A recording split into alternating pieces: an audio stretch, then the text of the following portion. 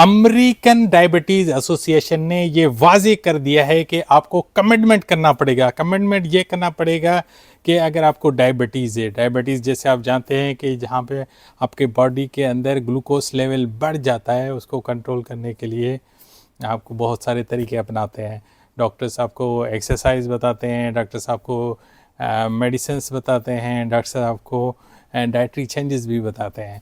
लेकिन अगर आप चाहते हैं कि एक प्रॉपर कंट्रोल रहे आपकी डायबिटीज़, तो आपको डायबिटीज़ की पूरी जानकारी होना भी लाजमी है। तो सबसे पहले हम देखेंगे डायबिटीज़ है क्या। डायबिटीज़ इस तरह होती है कि आपके बॉडी के अंदर ग्लूकोज का लेवल बढ़ जाए। जब वो अगर उसका HbA1c टेस्ट किया जाए तो अगर वो 6.5 से ऊपर है तो इसका मतलब आपको डायबिटीज़ हो चुका है।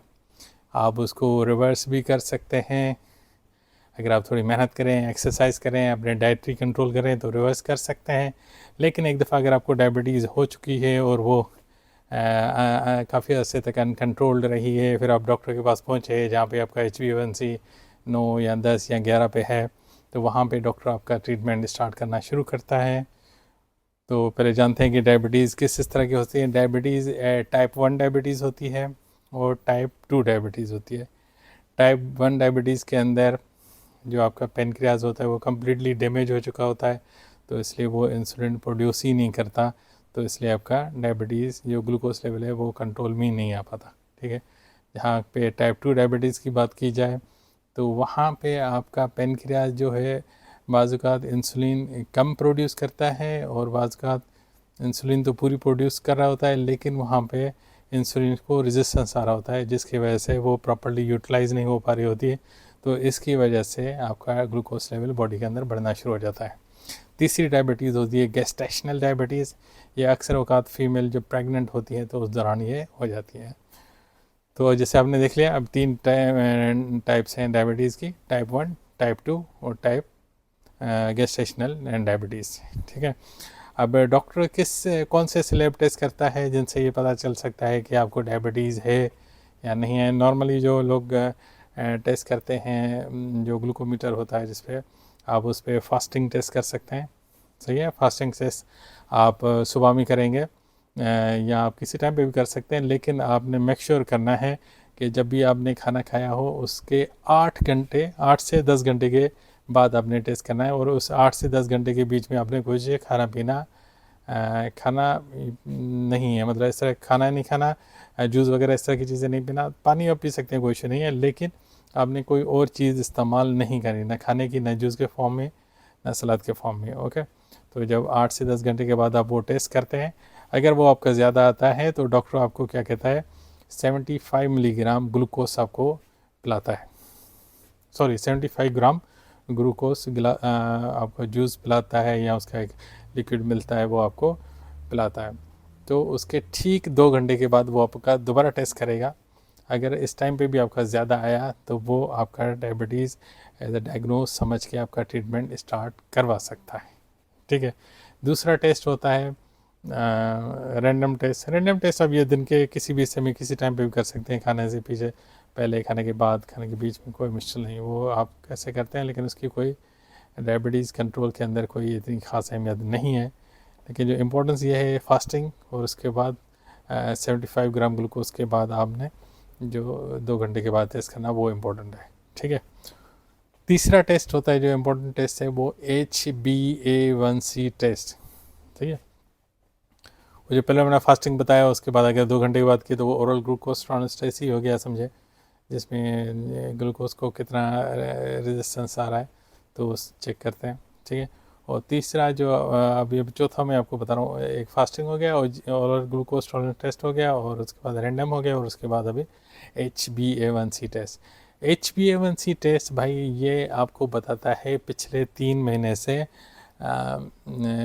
2 से 3 महीने की रिपोर्ट कि आपने पिछले 2 महीने या 3 महीने आपकी डायबिटीज़ किस लेवल पे रही। ठीक है। तो अगर आपका डायबिटीज़ 5.4 से नीचे है तो बिल्कुल नॉर्मल है। सही है।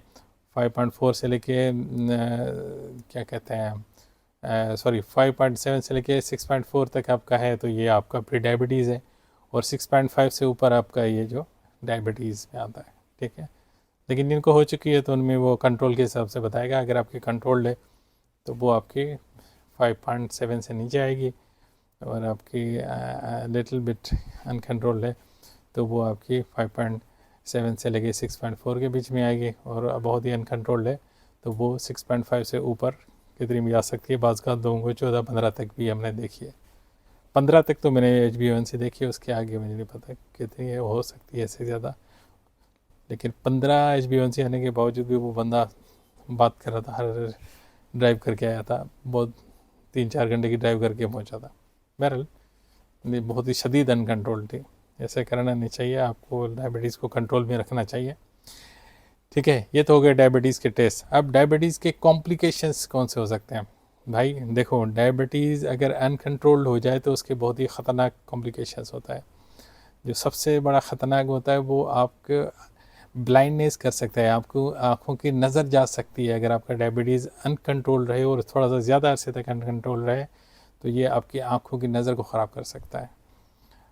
दूसरा, ये आपकी दिमाग के अंदर आपकी मेमोरी के इश्यूज़ बनाता है, आपको नर्वस इश्यूज़ बनाता है, तो नर्व्स के अंदर प्रॉब्लम्स बनाता है, तो ब्रेन के अंदर भी इशू क्रिएट करता है।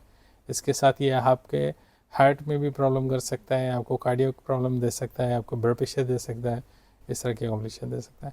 इसके साथ ये आपकी किडनी को डैमेज कर सकता है। यहाँ तक कि किडनी और लिवर का ये इशू होता है कि यहाँ जब तक ये 80% डैमेज नहीं होते आपको पता भी नहीं चलता। तो ये बाज़ लोग कहते हैं नहीं यार हमारा डायबिटीज़ ऐसा, हमें कोई फील नहीं हो रहा, कुछ नहीं हो रहा। लेकिन ये जो आर्गन्स है ना दोनों, ये 80% डैमेज होते हैं, उसके बाद पता चला है कि भाई आप का वहाँ पे आपका पेन या कुछ इस तरह की चीज़ होती है। फिर जब आप जाके अल्ट्रासाउंड वगैरह कराते हैं तो फिर आपको पता चलता है भाई आपकी तो वाटर लग ही चुकी है। तो आपने मेक श्योर करना है कि डायबिटीज़ को हमेशा कंट्रोल में रखें।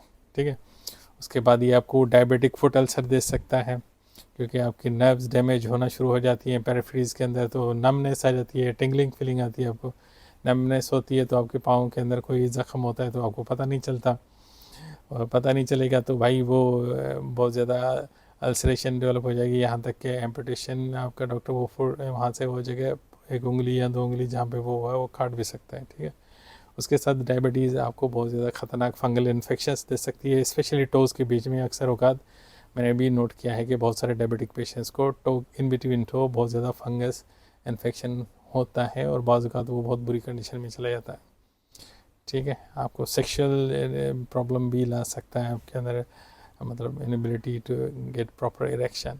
ठीक है, तो डायबिटीज़ एक ऐसा मर्ज़ है जिसको अगर आपने खुला छोड़ दिया, आप उसको कंट्रोल नहीं किया, आपने उसको मैनेज नहीं किया, आपने उसको ट्रीट नहीं किया, तो ये आपको बहुत ख़तरनाक नुकसान दे सकता है। तो आपने मेक श्योर करना है कि अगर आप डायबिटिक हैं तो अपनी डायबिटीज़ को वेल कंट्रोल रखना है। आपने प्रॉपर टाइम पे दवाइयाँ खानी है जो आपने डॉक्टर ने आपको प्रिस्क्राइब की हैं।